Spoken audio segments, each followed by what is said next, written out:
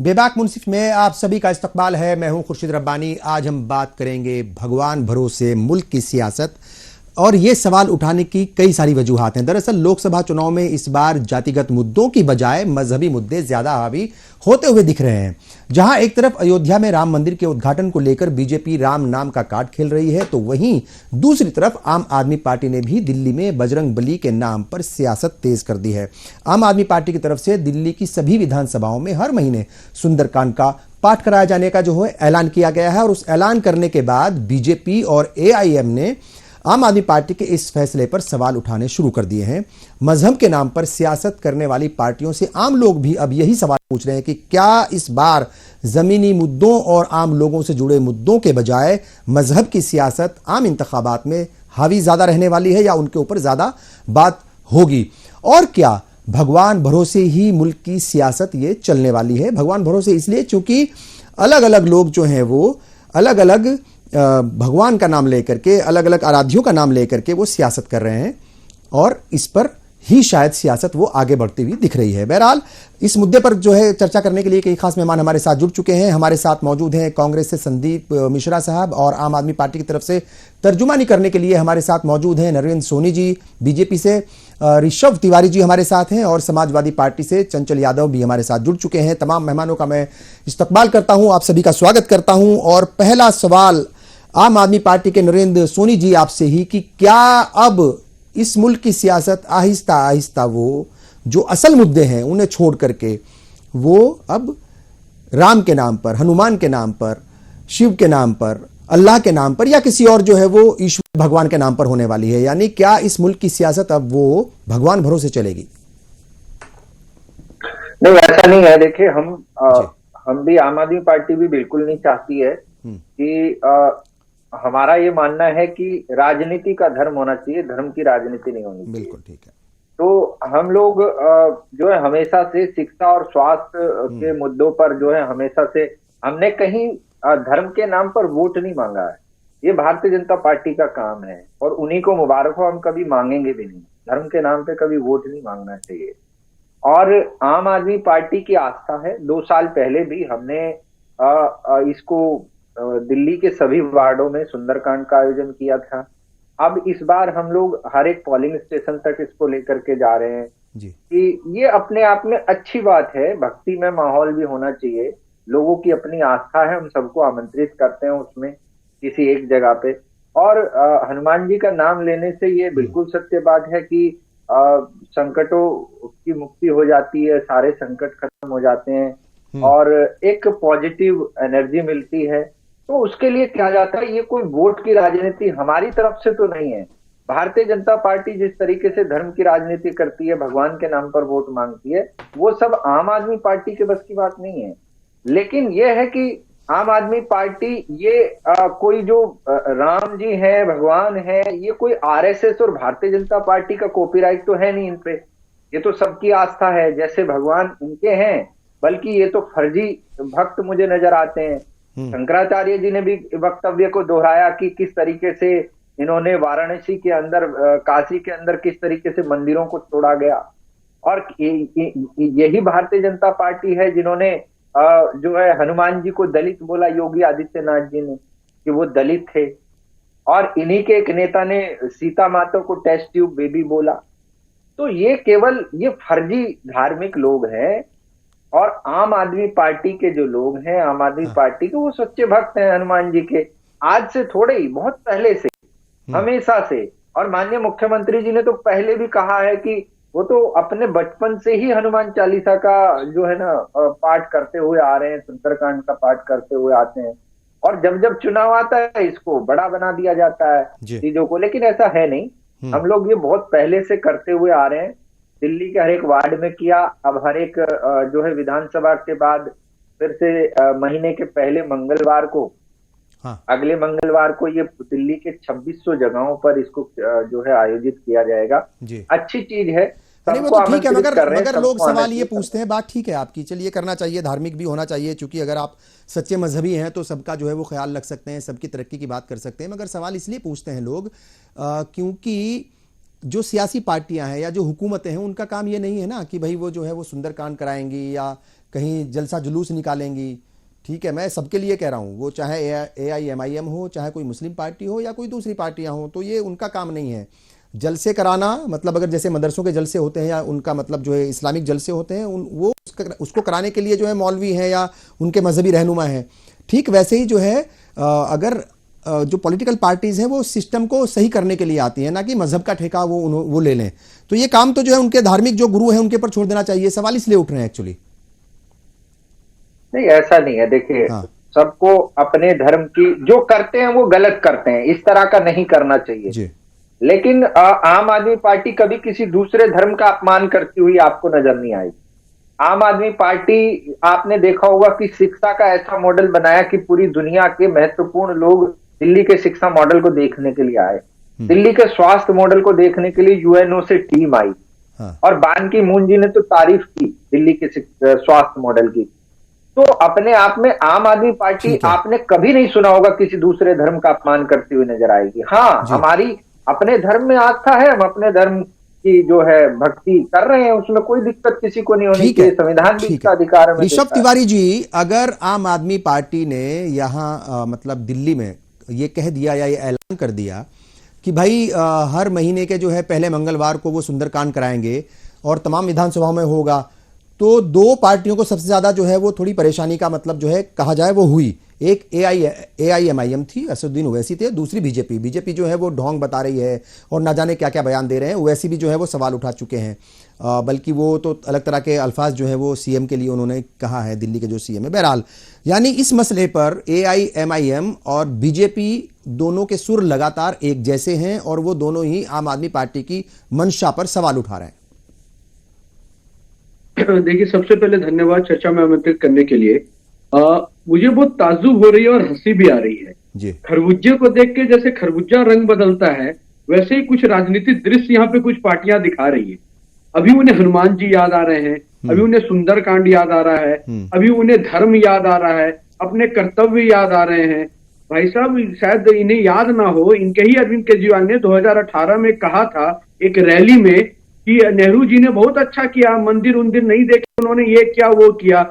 इनके ही के आम आदमी पार्टी के दिलीप जो विधायक भी हैं शायद, उन्होंने झारखंड में जब नारायण दास विधायक बीजेपी के भगवा कलर पहन के विधानसभा में गए थे और हनुमान चालीसा की बात कही थी तो बड़ा अपोज दिखाया था।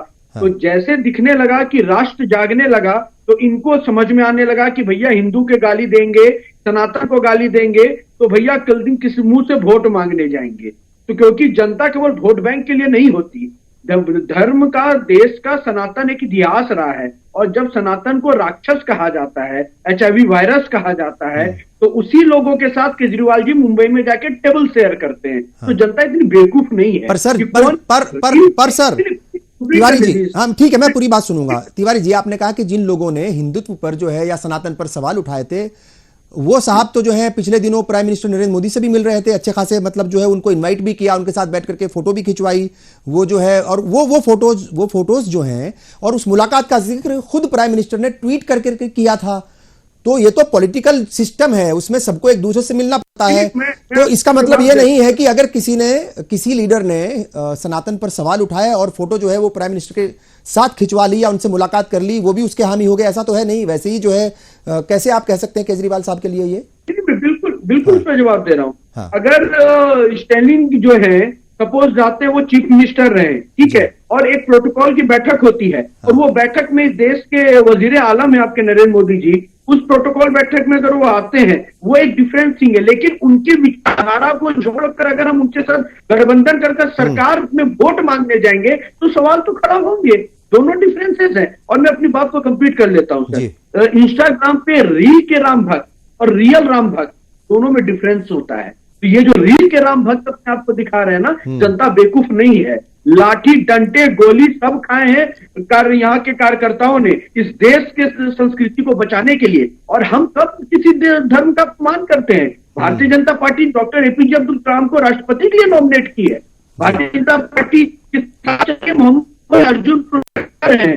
भैया, हम किसी धर्म का अपमान नहीं करते, लेकिन जो इस देश में रह के देश खिलाफत करेगा देश के अगेंस्ट बोलेगा उसके खिलाफ खड़ा रहेंगे। और अगर आपको इसको राजनीति दिखती है तो ऐसी राजनीति बार बार करेंगे, कोई शक नहीं है। और दूसरी बात, राम जी पे आता हूं, राम जी पे भारतीय जनता पार्टी का लोगो लगाकर किसी को निमंत्रण नहीं दिया जा रहा, ट्रस्ट निमंत्रण दे रहा है। हम एक जिम्मेदार पार्टी है, हमारे अंदर उत्साह है, हम उत्सव मनाएं। आपको किसने रोका है? आप भी उत्सव मनाइए। बात ठीक है आपकी, हमने तो कभी नहीं बात तो ठीक है। टू राम जी, जी हमने कभी नहीं कहा। देखिए, आज नई खबर आई है, आज नई खबर आई है। आज से पहले प्राइम मिनिस्टर ही मुख्य यजमान थे, जो चीफ यजमान थे या जो मेन यजमान थे वो प्राइम मिनिस्टर का नाम आ रहा था। मगर अब चूंकि सबने सवाल उठाए, चारों शंकराचार्य भी जो है वो सवाल उठा चुके हैं, तो आज ही ये खबर आई है कि यजमान बदल गए हैं।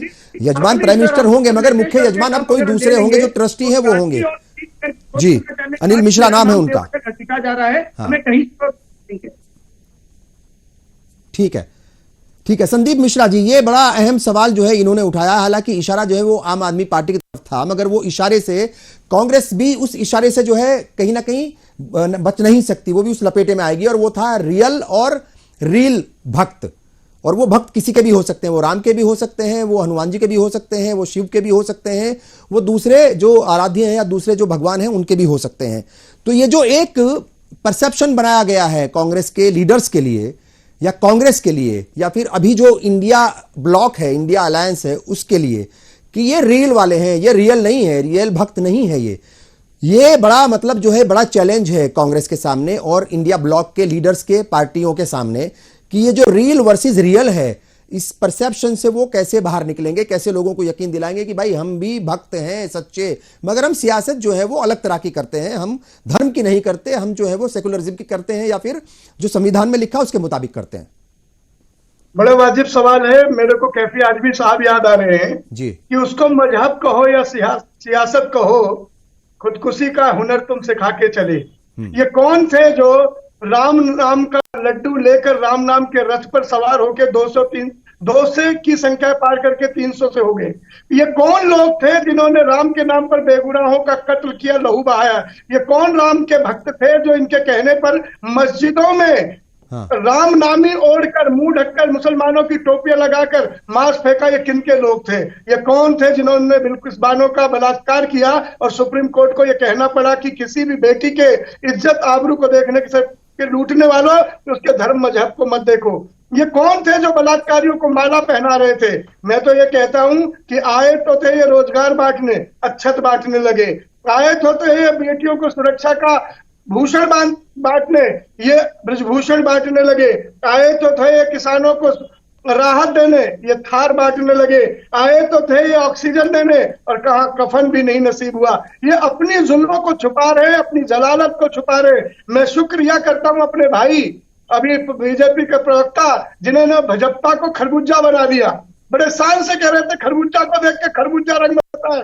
शुक्र है इन्होंने खरबूजा ही कहा। इनके बड़े नेता देखेंगे तो शायद अगली बार इन्हें डिबेट पे भी ना बैठने दें कि भाजपा खरबूजा नहीं है। इन्हें समझना चाहिए कि वो क्या बोल रहे हैं। मैं तो इतना ही कहूंगा कि देखिए, जिस देश में बेरोजगारों की कतार हो, रुपया लाचार हो, बीमारों पर आफत हो, किसानों पर थार हो, सीने पर बूट हो, लूट की छूट हो, वहां पर शंकराचार्य वर्सेस जुमलाचार्य चल रहा है।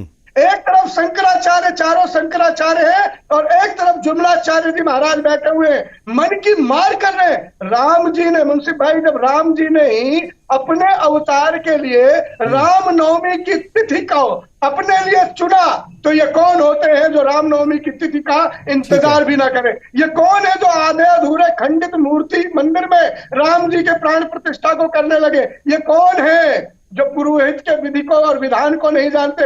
ये कौन है जिनमें 2 कुंवारे जा रहे गर्भगृह में जिन्होंने शादी नहीं की है? एक पत्नी छोड़ा जा रहा है जिन्होंने वो क्लियर हो गया। देखिए आज मिश्रा जी वो क्लियर हो गया। अनिल मिश्रा जी अपनी अहलिया के साथ, अपनी पत्नी के साथ जो है वो वहां रहेंगे, मुख्य यजमान वही होंगे, अब प्राइम मिनिस्टर मुख्य यजमान नहीं होंगे। क्लियर हो गया ये। अब बार बार पत्नी का जिक्र करके, चूंकि वो मसला नहीं है हमारा इस वक्त। मैं तो यशोदा बहन की तरफ से एक निवेदन कर रहा था कि जब एक ही वाक्य कहूंगा उसके बाद इसे शुरू करेंगे। जब भगवान श्री रामचंद्र जी महाराज जी ने सेतुबंधु रामेश्वरम में शंकर जी की आराधना की और पुरोहित रावण को बुलाया, तो उस वक्त रावण ने भी सीता को उनके वाम अंग बिठाकर पूजा अर्चना को पूरा किया था। मैं कह रहा हूँ कौन से मोदी जी को नलनील की तरह सिर पे पत्थर ढोना है, ठीक है। सेतु बनाना है, जाए यशोदा बहन को ले आए और पूरे नारी चंचल यादव जी, जगत का सम्मान करे ना। हाँ, क्यों नहीं ठीक है। क्यों डर रहे वो, क्यों डर रहे एक पत्नी को पत्नी का ऋषभ जी अधिकार मैं आऊंगा देने आपके पे? पास एक बार, चूंकि हाँ ऋषभ जी मैं आऊंगा आपके पास। चंचल यादव जी से भी जो है रिएक्शन ले लेते हैं कि पहला रिएक्शन क्या है, चूंकि उत्तर प्रदेश जो है वो एक ऐसा सूबा है जहां पर ज्यादातर हमेशा हमने देखा है और खास तौर से आजादी के बाद वो सियासत जो है वो मजहब के इर्द गिर्द घूमती हुई दिखती है, अक्सर दिखती है। और राम मंदिर का मुद्दा चूंकि उत्तर प्रदेश का मुद्दा है, जाहिर तौर पर वहां इस वक्त जो है वो सियासत ज्यादातर जो है वो कहा जाए राम भरोसे चल रही है। और राम भरोसे का मतलब निगेटिविटी में नहीं है, राम के नाम पर चल रही है। और राम में इस वक्त लोग कह रहे हैं कि पूरा उत्तर प्रदेश हो रहा है और पूरे हिंदुस्तान में वैसा कुछ माहौल है। क्या कहेंगे, ये जो मजहब की सियासत हो रही है इस वक्त, धर्म की सियासत हो रही है। और उन्होंने कहा था ठीक है वो खरबूजा देकर खरबूजे को रंग बदलता है, मैं कहता हूं चलिए ये जो है मिसाल गलत है, ऐसा नहीं बोलिए आप, चूंकि फिर कहीं ना कहीं सवाल आपके ऊपर ही उठता है। मगर एक पार्टी एक दूसरी पार्टी को देख करके उसी नक्शे कदम पर जब चलने की कोशिश करती है तो फिर सवाल उठते हैं कि क्या जो असल मुद्दे हैं इस मुल्क के, इस मुल्क की आवाम के, चाहे वो किसानों के हों, नौजवानों के हों, महिलाओं के हों, बेरोजगारों के हों, या फिर गिरता रुपया हो, बहुत सारे ऐसे इश्यूज हैं, एक नहीं है, बहुत सारे ऐसे इश्यूज हैं। हालांकि अभी नीति आयोग की रिपोर्ट आई है, उसमें यह कहा गया है कि जो सबसे ज्यादा जो बीपीएल परिवार से या गरीबी रेखा से बाहर निकले हैं वो उत्तर प्रदेश से ही आते हैं। तकरीबन 7 करोड़ उनकी जो है आबादी है, दूसरे नंबर पर बिहार है, फिर जो है वो दूसरा स्टेट है शायद महाराष्ट्र। तो बहरहाल बाकी मुद्दे जो है पीछे छूट जाते हैं। मजहब का नाम आते ही सबसे बड़ा जो है वो सवाल फिर यही उठता है कि क्या सिर्फ मजहब की ही सियासत चलेगी, क्या भगवान भरोसे ही इस मुल्क की सियासत और सियासी पार्टियां आगे बढ़ेंगी? देखिए, मैं कुछ पंक्तियां पढ़ देता हूं भारत जी। बांट दिया इस धरती को, क्या चांद सितारों का होगा, नदियों के कुछ नाम रखे बहते सितारों का, क्योंकि गंगा भी पानी है, आबे जमजम भी पानी है, मुल्ला भी पिए पंडित भी पिए, पानी का मतलब क्या। इन फिरका परस्तों से पूछो, क्या सूरज अलग बनाओगे? हाँ। एक हवा में सांस सकती, क्या हवा भी नहीं चलाओगे? और देखिए, ये भारतीय जनता पार्टी के लोग वो लोग हैं जो जाति को जाति में, धर्म को मिलाने का काम, ये अंग्रेजों से सीखते हुए लोग हैं। इनका एक एजेंडा है, बांटो और राज करो। आज सोचिए, जो लोग गारंटी गारंटी चिल्ला रहे थे, अभी प्रधानमंत्री जी मोदी जी का बड़ी बड़ी होर्डिंग, गारंटी मोदी गारंटी, में पूछना चाहता हूं हमारे सज्जन अभी जो बोल रहे थे बीजेपी से, आप बताओ क्या गारंटी, क्या बात करोगे आप? 2 करोड़ रोजगार की बात थी, गारंटी का क्या हुआ? हर साल बात करो, 100 दिन के अंदर काला धन ला रहे हैं। 2022 तक गंगा सफाई की बात करती, मां गंगा ने मुझे बुलाया है। आपने तो किसानों क्या दुगनी की बात करते थे, आदर्श गांव बनाएंगे, स्मार्ट शहर बनाएंगे, ना जाने कितने जुमले लेके आए जनता के लिए, गारंटी कहां चली गई? और आज मैं बताऊं, एक बात आपको सोचने की जरूरत है। आज बड़े मियां छोटे मियां सुभान अल्लाह वाली कहानी है। अभी आज मुख्यमंत्री जी भी कंपटीशन में लग गए हैं। भारतीय जनता पार्टी के लोगों को कहा जाता है मेरा झूठ सबसे मजबूत, उनको नारा दिया गया है कि भैया तुम्हें इस बात को टारगेट करके चलना है। अब मुख्यमंत्री क्या करें, यूपी नंबर 1 पहुंच गया है। आप मुझे बताइए, आज यूपी नंबर 1 किस क्षेत्र में चला गया है? महिला अपराध में नंबर 1 है, महिला उत्पीड़न नंबर 1 है, कस्टोडियल डेथ में नंबर 1 है, साइबर क्राइम। हाँ बिल्कुल ठीक है, जो एनसीआरबी की रिपोर्ट आई है वो तो यही कह रही है। जी चंचल जी, हाँ शायद कुछ इशू है, टेक्निकल इशू है, मैं एक एक करके सबके पास वापस आऊंगा। आप देख रहे हैं बेबाक मुंसिफ, और बात हो रही है कि किस तरीके से मुल्क की सियासत पर जो है वो मजहब हावी हो रहा है। आहिस्ता आहिस्ता क्या इस मुल्क की सियासत जो वो मजहब के सहारे चलेगी, इसी पर हम सवाल कर रहे हैं। कई मेहमान मेरे साथ यहां पर बने हुए हैं। ऋषभ तिवारी जो हैं वो कुछ जवाब देना चाह रहे थे संदीप मिश्रा के जो बातें उन्होंने उठाई थी, और खास तौर से जो चंचल यादव हैं वो भी बोल रहे थे, उस पर जो है सवाल उठा रहे थे। सीधे मैं आऊंगा ऋषभ तिवारी जी आपके पास ही, क्या कुछ आप कहना चाह रहे थे? क्योंकि बहुत सारी बातें हुई थी कि भाई आपके ऊपर इल्जाम ये भी लगा था कि आप जो है वो ना सिर्फ मजहब की सियासत करते हैं, धर्म के नाम पर जो है सियासत करते हैं, बल्कि देश को बांटने का भी काम करते हैं। समाजवादी पार्टी के लोग ये कह रहे थे, कांग्रेस के लोग ये कहते हैं। तो क्या कुछ मतलब अक्सर सवाल ये पूछे जाते हैं या उठते हैं, ये लोगों के जहन में सवाल होते हैं कि क्या बीजेपी जो है वो ठेकेदार है राम के नाम की या फिर दूसरे जो है वो जो धर्म के वो हैं। तो कुल मिलाकर के वही सवाल है आपसे, क्या कहेंगे? जनाब देखिए, ये जो घमंडिया गठबंधन तीनों बैठे हैं, जी। मैं इस पे जवाब देता हूं, लेकिन ये व्यक्तिगत टिप्पणी मेरे ऊपर की गई तो मैं उस पर पहले जवाब दे देता हूं। मेरे कांग्रेस के जो काबिल प्रवक्ता बैठे हैं, आप अपनी पार्टी की चिंता कर लें, पहले 2 डिजिट में आ जाएं। शर्म नाम की चीज इन लोगों के अंदर नहीं रह गई। तीनों स्टेट में बुरी तरह हारे हैं, लेकिन घमंड इनका टूट नहीं रहा। इन्होंने कहा कि आपके पार्टी के लोग देखेंगे। अरे अब बीच में मत बोलिए, संस्कार लाइए। मैं बीच में नहीं। भाजपा से बोल रहे हैं, भाजपा के प्रवक्ता है, खरबूजा के हैं, ये तय कर दीजिए। हाँ, एक मैं जवाब ऐसे देने दीजिए डिपेंड नहीं संदीप करता। जी। संदीप जी जवाब देने दीजिए। पेशेंस लाइए, उम्र आपका ज्यादा है। इतनी शिक्षा तो मिलती होगी कांग्रेस के अंदर, प्रशिक्षण होता है या नहीं होता है? कांग्रेस में नहीं होता है, तो संस्कार लाइए। सबसे पहला विषय इन्होंने कहा कि इनको बैठने नहीं दिया जाएगा। 30-31 साल में राष्ट्र मीडिया पैनलिस्ट के तौर पे बैठ रहा हूं, और मेरे ही पार्टी में मैं दावे के साथ कहता हूं, एक दिन मैं राष्ट्रीय अध्यक्ष भी बन सकता हूं, प्रधानमंत्री भी बन सकता हूं। लेकिन आपका इतना उम्र हो गया, फिर भी आप इस कॉन्फिडेंस से नहीं कर सकते कि कांग्रेस के आप मुखिया बन सकते हैं, या गांधी परिवार के अगेंस्ट जाके आप कांग्रेस को लीड कर सकते हैं। इतनी कॉन्फिडेंट आपके अंदर नहीं होगी, लेकिन मेरे अंदर है, क्योंकि यह पार्टी युवाओं को मौका देने वाली पार्टी है। दूसरी बात मैं आज आपको कहता हूं, इन्होंने कहा खरबूजे पर। अरे भाई साहब, कम से कम बेवड़ा मॉडल की बात तो मैंने नहीं कही। दिल्ली में जो आम आदमी पार्टी ने बेवड़ा मॉडल लाया था, मैंने खरबूजा की बात कही, फल की बात कही, मिठास की बात कही, कम से कम बेवड़ा की तो बात नहीं कही। हाँ, मिठास के अंदर खटास जरूर है, लेकिन कुछ ना कुछ गर्व है। और मुझे गर्व है कि मैंने खरबूजा का फल की बात कही। मेरी पार्टी ने मुझे क्या प्रशिक्षण दिया मुझे पता है, कहीं से कोई कंफ्यूजन नहीं है। बिना ठोक के बोलने बैठता हूं चैनल पे, क्योंकि मैं किसी परिवारवाद के सिस्टम पे नहीं चलता, प्रजातंत्र के सिस्टम पे चलने वाली पार्टियों में से हूं।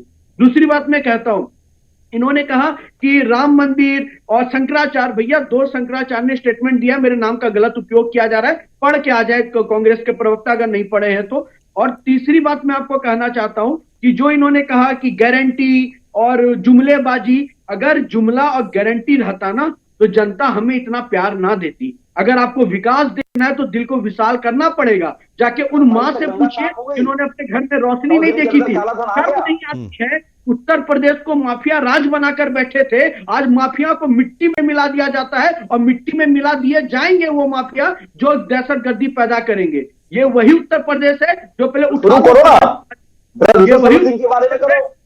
प्रदेश कहा जाता है। उत्तर प्रदेश की ओर बाहर के लोग बहुमत के साथ हमें वापस लेकर आए उत्तर प्रदेश में। और जो अपनी जमानत नहीं बचा पाते अखिलेश जी, पहले बोलिए वो अपने चाचा से तालमेल कर लें और जमानत बचा लें। जमानत बचता नहीं, टीवी पे आके बड़ी बड़ी बातें कर देते हैं। जनता को पता है कि कौन ढकोसलेबाज की राजनीति करता है, जिसकी जमानत आपको। चंचल जी, थोड़ा सा कंफ्यूजन जो है, ठीक है, जय कांग्रेस करते हैं, कम से कम आपको भी चंचल जी, ये थोड़ा सा कंफ्यूजन ये है, ये हाँ, अभी कितनी शर्म की राजनीति आम समाजवादी पार्टी ने पेश की है, ठीक है, झूठ बोलते हैं, कितनी कॉन्फिडेंस से आके बकैती कर जाते हैं। तिवारी जी वापस में आऊंगा आपके पास। चंचल यादव जी, थोड़ा सा कंफ्यूजन जो है वो नजर आया है कहीं समाजवादी पार्टी में भी। डिंपल यादव जो है वो लगातार वो कह रही थी कि हमें बुलावा आएगा तो हम जरूर जाएंगे, मगर जब बुलावा आया, जब निमंत्रण पत्र आया, तो अखिलेश यादव ने कहा कि हमें बुलावे की जरूरत नहीं है, जब हमारा मन करेगा तब हम आ जाएंगे। तो मतलब कंफ्यूजन का कहीं ना कहीं मतलब वो मामला दिखा।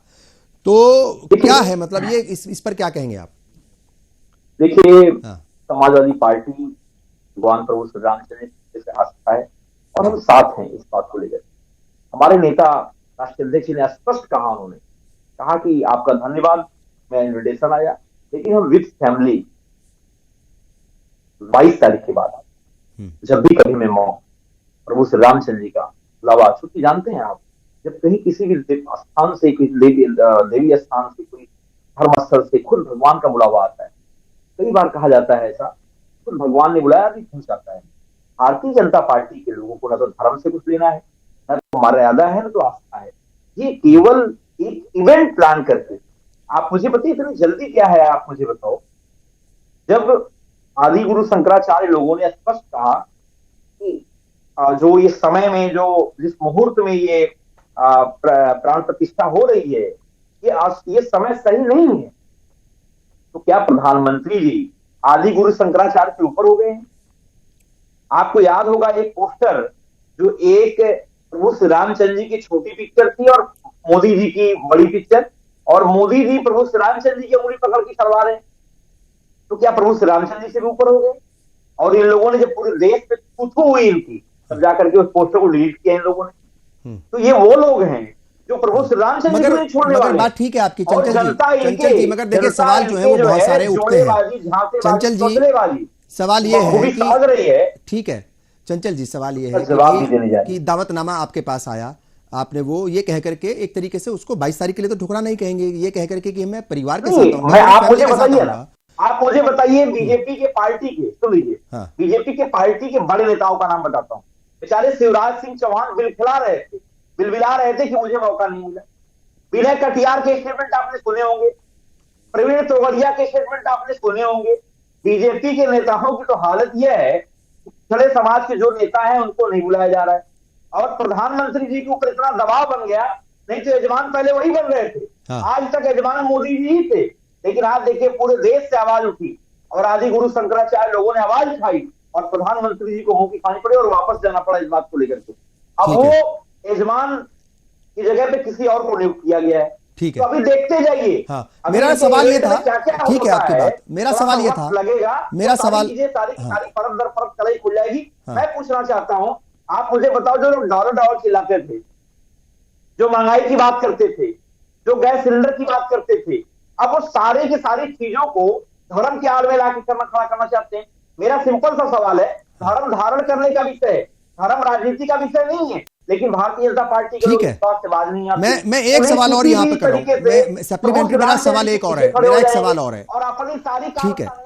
बहुत सारे लोग ये सवाल पूछते हैं और खासतौर से हिंदू धर्म के लोग पूछते हैं, जो आपके अगेंस्ट है वो पूछते हैं, जो बीजेपी में है वो पूछते हैं, और वो सवाल ये है कि भाई आप जो है राम के नाम पर जो दावतनामा मिला, निमंत्रण मिला, उसको आपने ठुकरा दिया, मगर जब रमजान में बहुत सारी जो है इफ्तार पार्टियां होती है वहां पर भी जाते हैं और कई सारी मस्जिदों में भी जाते हैं, वो भी तो आता है ना दावतनामा, तो वहां पर क्यों चले जाते हैं? मुझे बताइए एक बात, क्या अभी राम मंदिर पूरी तरीके से बन के तैयार है? आप ईमानदारी से बताइए।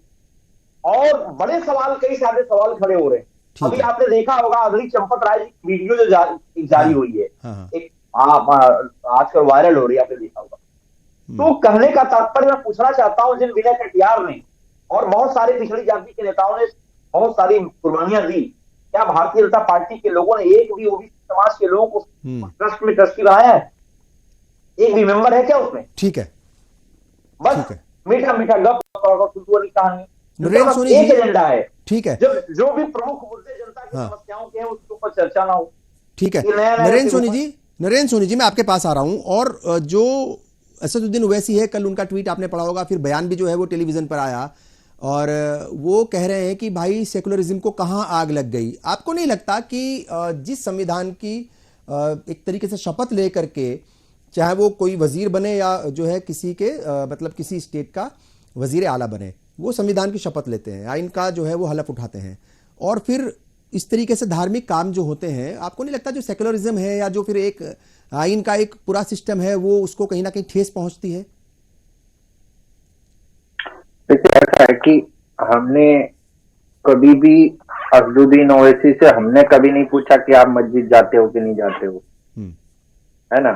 ये हमारी आस्था का विषय है, तो हम अपने हिसाब से कर रहे हैं। वो ठीक है सर, वो ठीक है। देखिए उनकी आस्था ओवैसी का पर तो विषय सवाल नहीं उठेंगे, उनके वहां पर 7 दूसरी मेरा एक सवाल ले लीजिए। मेरा सवाल यह है कि अगर असदुद्दीन ओवैसी जो उनकी 7 कॉन्स्टिट्यूएंसी में वो जीते हैं, उनके एमएलए, अगर वो कहेंगे कि वहां पर जो है हर हफ्ते कोई धार्मिक जुलूस वो निकालेंगे, मतलब इस्लामिक जुलूस निकालेंगे, या कुछ एक वो कर देंगे कि भाई हर महीने ये करना ही करना, हर फ्राइडे को सबके ऊपर वो लागू करेंगे, तो सवाल उन पर भी उठेंगे। फिर वैसे सवाल हम उन पर भी उठाएंगे। नहीं, हम कोई जुलूस नहीं निकाल रहे हैं। हमारा कोई किसी प्रकार का जुलूस का कार्यक्रम नहीं है। सुंदरकांड का कार्यक्रम एक जगह एकत्र होके और कीर्तन भजन करने का, सुंदरकांड का पाठ करने का होता है, और वहीं पे उसका समापन होता है, और बड़ा अच्छा भक्ति में माहौल होता है। उसमें किसी को किसी प्रकार की दिक्कत मुझे लगता नहीं होती है। दूसरी बात, जो अभी भारतीय जनता पार्टी के प्रवक्ता कह रहे थे, मैं सबको सुन रहा था, बड़े ध्यान से सुन रहा था। भारतीय जनता पार्टी के प्रवक्ता ने कहा, अरविंद केजरीवाल जी ने कहा था जी कि नेहरू ने ऐसा किया। देखिए, आप बता दीजिए मुझे कि नेहरू जी ने कौन से मंदिरों पे हमला किया था, या नेहरू जी ने कौन से मंदिर तोड़वाए थे, या किसी मुस्लिम धर्म का अपमान किया था या हिंदू धर्म का अपमान किया था। नेहरू जी ने तो किसी धर्म का अपमान नहीं किया, अपने धर्म में आस्था रखते हुए उन्होंने काम किया देश के लिए। आज बात करेंगे महंगाई की, ये चले जाएंगे नेहरू पे कि नेहरू जी जिम्मेदार है। बात करेंगे भ्रष्टाचार की, ये नेहरू पे चले जाते हैं। बात करेंगे बेरोजगारी की, ये नेहरू पे चले जाते हैं। खुद के पास जवाब देने के लिए कुछ है नहीं इनके पास। आज ना तो बेरोजगारी पे जवाब देने को तैयार हैं, ना महंगाई पे जवाब देने को तैयार हैं, ना भ्रष्टाचार पे जवाब देने को तैयार हैं, और चले जाएंगे नेहरू पे, कभी ठीक है। चले जाएंगे कहीं, कभी चले जाएंगे राम मंदिर पे। अरे ठीक है। भैया राम मंदिर, राम संदीप तो मिश्रा जी, सबके हैं, हाँ राम पे कोई आपका कॉपीराइट थोड़ी है। राम भी सबके हैं, हनुमान जी भी सबके हैं। ठीक है। हनुमान जी की हम संदीप- आराधना कर रहे हैं, हमारी आस्था है। ठीक है। आप संदीप लोग तो मिश्रा जी, फर्जी धर्मवाद 22 जनवरी को असम में शिव की पूजा करेंगे और मतलब जो है अपना राहुल गांधी जी, ठीक है साहब, और उद्धव ठाकरे नासिक में उसी मंदिर में पूजा करेंगे जहां अभी प्राइम मिनिस्टर गए थे, और ममता बनर्जी जो है वो कह रहे हैं कि सर्वधर्म सभा करेंगी। तो वो जो शुरू में एक बात कही थी ना उन्होंने कि मतलब एक को देख करके दूसरा जो है उसी चाल पर चलने लगता है, क्या लगता है आपको ये एक चैलेंज जो है वो बीजेपी ने एक तरीके से तमाम अपोजिशन पार्टियों को दे दिया है, खासतौर से इंडिया अलायंस जो है या इंडिया ब्लॉक की जो पार्टियां हैं उनके सामने, कि वो भी मजबूर हैं एक तरीके से कहा जाए मतलब जो है वो जो असल मुद्दे हैं उनसे हट करके चलने को, धर्म की राजनीति करने को वो भी कहीं ना कहीं मजबूर हो रहे हैं?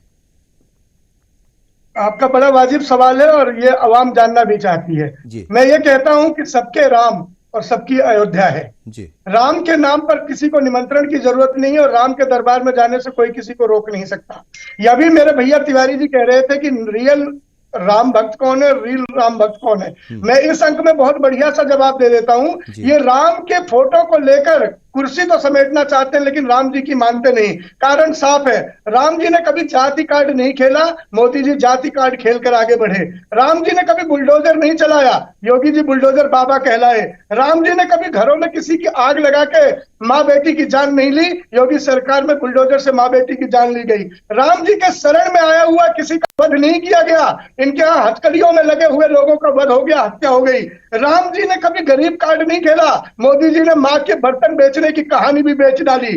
राम जी ने राह नहीं रोका कभी ने, इन्होंने तालाबंदी में गरीबों की राह रोक दी। राम जी ने कभी नोट नहीं बदले, मोदी जी ने नोट भी बदल डाले। राम जी ने कभी किसी की रोजी और रोजगार नहीं छीना, इन्होंने रोजी और रोजगार भी छीन लिया। और राम जी ने कभी किसी को वोट नहीं मांगा शहीदों के नाम पर, ये मोदी जी ने शहीदों के नाम पर भी वोट मांगा। उधर दूसरी तरफ राहुल जी हैं, राम न्याय के प्रतीक है, राम आदर्श के प्रतीक है, राम मर्यादा के प्रतीक है, और राम के पथ पर चल के न्याय की राह पर चलने वाले राहुल गांधी हैं। आज जो न्याय के पथ की पताका को जन जन तक पहुंचा रहे, जैसे राम जी ने बन बन में भटक कर जन जन को जोड़ा था, जन नायक बने थे, आज उसी पथ पर चल के राहुल मर्यादा पुरुषोत्तम राम का अनुसरण करते हुए बाहें फैला के न ऊंच देख रहे, न नीच देख रहे, न गरीब देख रहे, न अमीर देख रहे। आज के मैं कहता हूं आज के राम राहुल है नाम। ये मैं गर्व के साथ कहता हूं कि राम के आदर्श का परिपालन अगर कोई कर रहा है तो वो सच्चे अर्थ में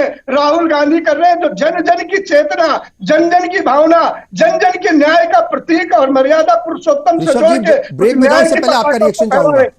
मैं एक लाइन और बोलूंगा बस, एक लाइन। अभी अपनी भाजपा को खरबूजा बता के नड्डा की कुर्सी पर चढ़ के मोदी का सिंहासन छीनने की जो इच्छा इन्होंने व्यक्त की है, ऐसी हंसी मैंने रामायण के बाद पहली बार देखी जैसे आप हंस रहे हैं।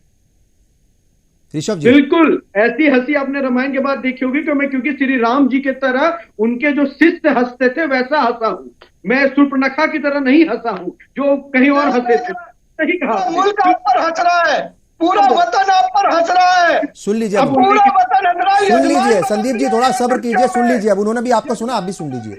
हाँ, इनकी उम्र की थोड़ी दोष है, मैं समझ रहा हूँ, काफी उम्र हो गया, राहुल साहब करते को मिला नहीं कांग्रेस से, तो मैं इसका जवाब दे रहा हूं कि रामराज, जब राम जी ने युद्ध प्रारंभ किया था, इन्होंने बुलडोजर की बात कही थी। उस वक्त बुलडोजर नहीं, तीर आता था, तीर से रावण का वध किया था। योगी जी बुलडोजर से माफियों का वध कर रहे हैं। जिन्होंने कहा कि उस समय वो रावण राम जी के समय भी कभी भी उनके प्रजा के, उनके ही शासन के लोग ने अपने राष्ट्र के प्रति सवाल खड़ा नहीं किया था। यहाँ पे विपक्ष अपने देश को गाली देता है मोदी का विरोध करते करते, कभी भी गाली देता, किसी ने देश को गाली नहीं दी। देश को गाली दी है तो आपके लोगों ने दी है। राम को बदनाम किया तो आपके लोगों ने किया है। राम के गुल्लक में चोरी की है तो चंपत राय ने चोरी की है। राम के गुल्लक के लुटेरे तो भाजपा के लोग हैं। राम के नाम को बदनाम किया तो आपने किया है। रामनवमी के दिन राम को आना चाहिए था, आपने मन को मार के चुनाव के लिए पहले तारीख तय कर दी। राम के नाम पर सियासत का गंदा ढोंग खेल के शंकराचार्यों का अनादर आपने कर दिया, आडवाणी जी का अनादर आपने कर दिया, मनोज जोशी का अपमान आपने कर दिया। राम के नाम का जितना बदनाम भाजपा ने किया है, आज तक सियासत में किसी ने नहीं किया। राम भी तुम्हें माफ नहीं करेंगे, राम भी माफ नहीं करेंगे तिवारी जी, राम भी माफ नहीं करेंगे। अब राम नाम की रोटी बेचना छोड़ दो, राम नाम की माला जपने लगो तिवारी जी। शायद राम जी आप पर रहम कर दे, शायद राम जी तरस खा जाए, शायद राम जी आपको बचा ले, वरना ये डूबती हुई भाजपा की नाव राम की मर्यादा को तो तार तार कर रही है, शंकराचार्य के आदर्श को तो तार तार कर रही है, इस तार तार इस सनातन धर्म को तो बेच रही है। ये जुमलाचार्य वरना शंकराचार्य को चल रहा है। ठीक है, बात हो रही है कैसे धर्म के भरोसे है इस वक्त मुल्क की सियासत। क्या भगवान ही इसका जो है एक तरीके से जो है वो बेड़ा पार लगाएंगे इस मुल्क की पॉलिटिक्स का या अलग अलग पॉलिटिकल पार्टीज का? तो सवाल यही है कि क्या सियासत जो है वो भगवान भरोसे है। बहुत सारी बातें हो रही, बहुत सवाल उठ रहे हैं और सवाल उठाने की भी वजह भी है। अभी आम आदमी पार्टी ने ऐलान किया था, एक बड़ा फैसला किया कि हर महीने के पहले मंगलवार को वो सुंदरकांड कराएगी, जितनी भी कॉन्स्टिट्यूएंसीज हैं 70 की 70 दिल्ली की, वहाँ पर। तो उस पर सवाल उठे, उस पर बीजेपी भी जो है वो मखौल उठा रही है कि भाई आप कौन जो है, मतलब आप जो है वो एक ड्रामा है ये आपका। एक तरीके से बीजेपी का कहने का मतलब यही था, एक तरीके से कटाक्ष किया बीजेपी ने आम आदमी पार्टी के ऊपर। उधर हैदराबाद से जो AIMIM के सदर हैं और मेंबर पार्लियामेंट भी हैं असदुद्दीन ओवैसी, उन्होंने कहा कि ये क्या मजाक है, ये आइन का जो है कहीं ना कहीं जो आइन है और जो सेकुलरिज्म है उसका मजाक क्यों बना रहे हो। इस पर सवाल उठे हैं बहरहाल। और बात ये भी हो रही है कि जो बीजेपी का हिंदुत्व का जो वो हार्ड हिंदुत्व है बीजेपी का, और जो फिर इंडिया अलाई जो है, इंडिया ब्लॉक जो है उसकी जो पार्टियां हैं, उन क्या वो मजबूर हो रही हैं सॉफ्ट हिंदुत्व पर चलने पर। हालांकि ये बात तो इसमें कहीं कोई दो राय नहीं है कि धार्मिक होना, मजहबी होना, इसमें कहीं कोई बुराई की बात नहीं है, मगर उस पर जब धर्म की सियासत होती है और धर्म की पॉलिटिक्स जब ज़्यादा हावी हो जाती है मुद्दों पर, तो फिर सवाल उठते हैं। आम लोग भी सवाल उठाते हैं और जो मीडिया है वो भी सवाल उठाती है, और सवाल यही उठ रहा है। और संदीप मिश्रा जी, सवाल यही है कि जो ये मैंने पहले भी पूछा था आपको, अभी वापस पूछ रहा हूँ, क्या सॉफ्ट हिंदुत्व पर चलने पर, उसकी राह पर चलने पर मजबूर हैं कांग्रेस भी, आम आदमी पार्टी भी और ममता बनर्जी भी, या दूसरी पार्टियां भी? क्या है? नहीं, बहुत अच्छा सवाल है। मैंने तब भी जवाब दिया था, वो बीच में तिवारी जी ने मुझे बोलने नहीं दिया कि आराधना, वंदना, इबादत किसी का व्यक्तिगत अधिकार है, और ये संविधान की सबसे बड़ी किताब और जो हमारा धर्म किताब है, देश का राष्ट्र धर्म की पुस्तक है, उसने हमें आजादी दी है। मैं काली माँ की आराधना करूं, राम मैं शिव जी की आराधना करूं, मैं कामाख्या मंदिर में जाकर मत्था टेकूं, ये मेरी आराधना, मेरी शक्ति है। और मैंने कहा सबके राम और सबकी अयोध्या। मैं जब चाहूं राम जी के दरबार में जाकर अपनी झोली फैला सकता हूं, जब चाहूं अयोध्या में जाकर रात बिता सकता हूं, ये कहीं कोई अलग बात नहीं है। लेकिन बीजेपी ने जो धर्म के नाम पर ढोंग फैलाया है, धर्म के नाम पर पाखंड किया है, धर्म को भ्रष्ट किया, धर्म को गिराया है, सनातन धर्म के सबसे बड़े पुरोधा चारों शंकराचार्य आज इस बात पर कितनी बार घोर निंदा करते हुए नजर आ रहे हैं कि ये धर्म का जो अपमान किया जा रहा है, ऐसे में हम अयोध्या इस वक्त नहीं जाएंगे। खंडित मूर्ति की भी आराधना हिंदू धर्म का व्यक्ति नहीं करता, और अभी पूर्ण मंदिर नहीं हुआ है, उसमें क्या जरूरत थी रामलला को जल्दी लाने की। कहा शंकराचार्य ने चिल्ला चिल्ला कर कहा कि ये चुनावी राजनीति में राम नाम की रोटी के साथ फसल काटने की जो जल्दबाजी कर रही है, ये बीजेपी और खासकर मोदी सरकार, ये अपने आप में तौहीन राम है। कहा राम जी आदर्श हुआ करते थे, कहा आचार संहिता के डर से रामनवमी को पहले बदल खिसका दिया जा रहा है। ये मन की मार हो रही है, ये मन की मार किसानों पर हुई, ये मन की मार जवानों पर हुई, ये मन की मार पहलवानों पे हुई, व्यापारियों पे हुई, अब मन की मार राम जी के दरबार तक पहुंच चुकी है। अब राम ही न्याय करेंगे इस राम नामी दुश्मन बीजेपी का, कि ये भगवा पहन के मुंह में राम और बगल में छुरी रखने वालों का राम ही इंसाफ करेंगे। मैं तो इतना ही कहूंगा साहब, बस एक लाइन मुंसिफ साहब, कि देखोगे तो हर मोड़ पर मिल जाएंगी लाशें। देखोगे तो हर मोड़ पर मिल जाएंगी लाशें, ढूंढोगे तो शहर में कातिल न मिलेगा। ये बीजेपी का राज है, ये बीजेपी का तरीका है। जहां कातिल नहीं मिलते, कत्ल हुए लोगों की कतार फैली हुई है साहब, कत्ल हुए लोगों की कतार। चंचल यादव जी, अगर बीजेपी कुछ धार्मिक कार्य करती है, काम करती है, उस पर सवाल उठते हैं कि भाई जो है आप ऐसा क्यों कर रहे हो, आप क्या धर्म का आपने ठेका ले लिया है, ठेकेदार क्यों हो गए हो। मगर वही जब दूसरी पार्टियां करती हैं, हमने देखा था 2017 के जो इलेक्शन थे गुजरात के, और किस तरीके से राहुल गांधी वो मंदिर मंदिर जा रहे थे। उस वक्त जो है मतलब उन्होंने कहा था मैं जनेऊधारी जो है वो ब्राह्मण हूँ, अपना गोत्र भी बताया उन्होंने। उसके बाद कर्नाटक के इलेक्शन हुए और पिछले साल जो है उत्तर प्रदेश के जो असेंबली 2022 में हुए वहाँ पर भी, ठीक है। वो मतलब धार्मिक होना कहीं कहीं इसमें कोई गलत बात नहीं है, मगर वही काम अगर नरेंद्र मोदी करते हैं तो उन पर फिर सवाल उठते हैं। ऐसा क्यों, मतलब ये दोहरा रवैया क्यों है? लेकिन अभी काफी हद तक बातें जो हमारे कांग्रेस के कई साथी ने मुस्लिम है जी, मैं पूछना चाहता हूँ, धर्म राजनीति का विषय कैसे हो सकता है? और भारतीय जनता पार्टी के लोग धर्म पर राजनीति करने का, मैं आपसे पूछना चाहता हूँ, आप मुझे ये बताइए कि ये जल्दी क्या थी? अभी एक बहुत सी बात उन्होंने कहा कि हम लोग जो हमारी सनातन परंपरा है, सनातन धर्म हमारा है, हम खंडित मूर्ति का पूजा नहीं करते हैं। और सोचिए जब अभी तक वो जो स्थल है पूरी तरीके से बन के तैयार भी नहीं, मंदिर बन के तैयार भी नहीं, तो जल्दी क्या है? राजनीति कौन कर रहा है धर्म पर? धर्म पर राजनीति, और इनको मैंने कहा प्रभु रामचंद्र जी से कोई लेना नहीं इनका है जी, न तो धर्म से है, न तो इनका आस्था में कोई विश्वास है। इनको बस केवल राजनीतिक रोटियां सेकनी है। चुनावी जो है जो तारीख तय करके इन्होंने जो है प्राण प्रतिष्ठा की बात की, लेकिन आप सोचिए चारों आदि गुरु शंकराचार्य लोगों ने बहिष्कार कर रहे हैं। ये बहुत बड़ा सवाल है देश के ऊपर। और ये सोचिए कई लोगों ने बहुत सारी बातों को अशुभ, मतलब अशुभ घड़ी करार दिया है, कई सारी बातों को चर्चा हो रही है, लेकिन भारतीय जनता पार्टी में हमारे प्रधानमंत्री जी और आरएसएस के लोग न जाने क्या सोच रहे हैं।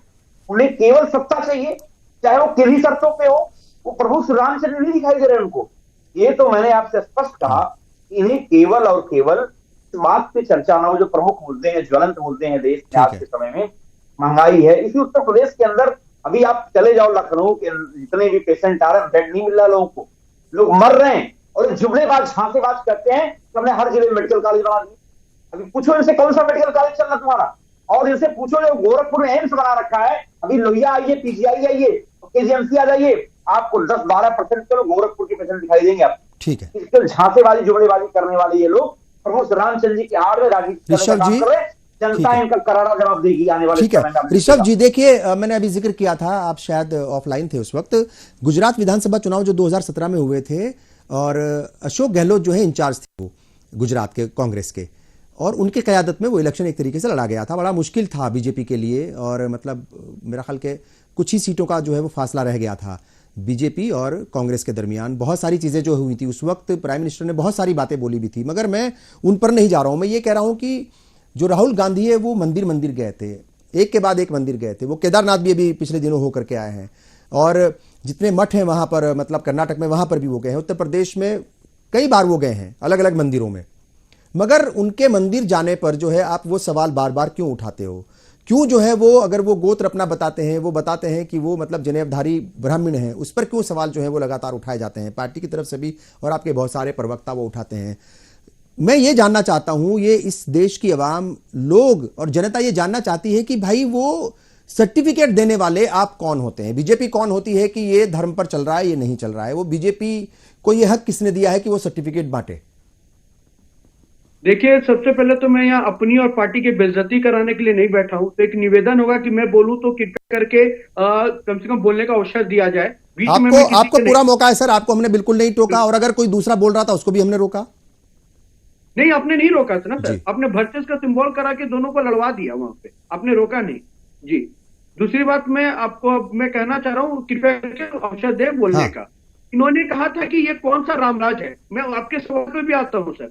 मैं पूछना चाहता हूँ, भारत जोड़ो न्याय यात्रा जो राहुल गांधी जी निकाल रहे हैं, ये कौन सा न्याय है जो 18,000 गांव में अब तक बिजली नहीं थी, 2014 के बाद बिजली आई? ये कौन सा न्याय है जो पूरे देश में 70 साल के अंदर में केवल 2 एम्स थे जो अब 18 एम्स बने? ये कौन सा न्याय है जो उन माताओं बहनों को अभी तक पिंक योजना के तहत राहत नहीं मिली थी, अब मिली? ये कौन सा न्याय है जो योजना अब तक देश में नहीं आया था, अब आया। यह कौन सा न्याय है जो देश की आंतरिक सुरक्षा पे सैनिकों को मजबूती नहीं दी गई थी वो अब दी गई? यह कौन सा भारत जोड़ो यात्रा है जो 1983 में सिख दंगे हो गए और राहुल गांधी के एडवाइजर करते सैम पटुदा हुआ तो हुआ? यह कौन सा न्याय है जो 1977 में आपातकाल लगा दिया हो, आज लोकतंत्र की दुहाई कांग्रेस दे रही है? यह कौन सा न्याय है और भारत जोड़ो हो जो साउथ इंडिया नॉर्थ इंडिया में भारत को तोड़ने की बात करते हैं? शर्म नहीं आती है कांग्रेस को बैठकर, जिन्होंने देश को 4 रोटी खाने की आवश्यकता थी, अभी तक वो 2 रोटी खिलाया और बड़ी बड़ी बेशर्म वाली बात करते हैं यहाँ पे बैठ के चैनल पे। और दूसरी बात मैं कह रहा हूँ, ये समाजवादी पार्टी कह रहे पीजीआई में मेडिकल के लोग जा रहे हैं, वो गोरखपुर, अरे गोरखपुर में एम्स बना तो हमने बनाया, आप लोगों ने तो सफाई महोत्सव कराया,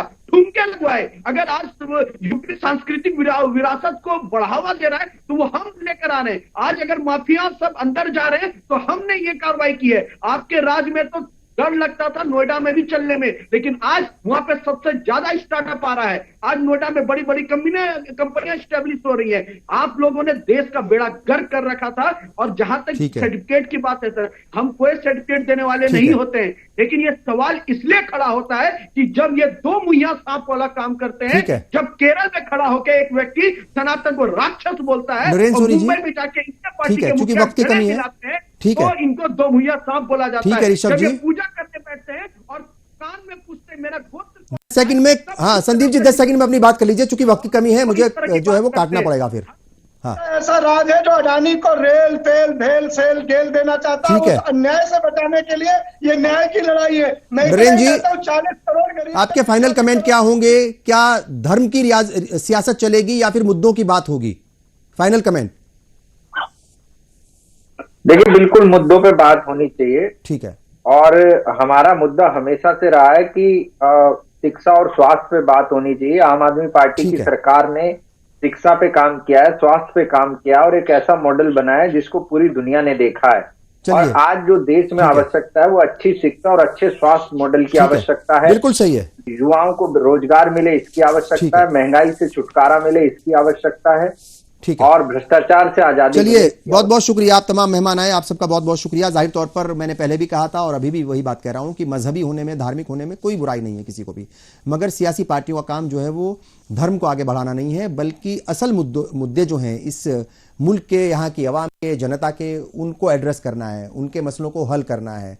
यानी जो असल मुद्दे हैं उनकी सियासत होनी चाहिए और वही मुद्दों पर इस मुल्क को भी आगे बढ़ना चाहिए, उनकी बात को रखते हुए। बहरहाल आपने प्रोग्राम देखा, आप सबका बहुत बहुत शुक्रिया, आदाब।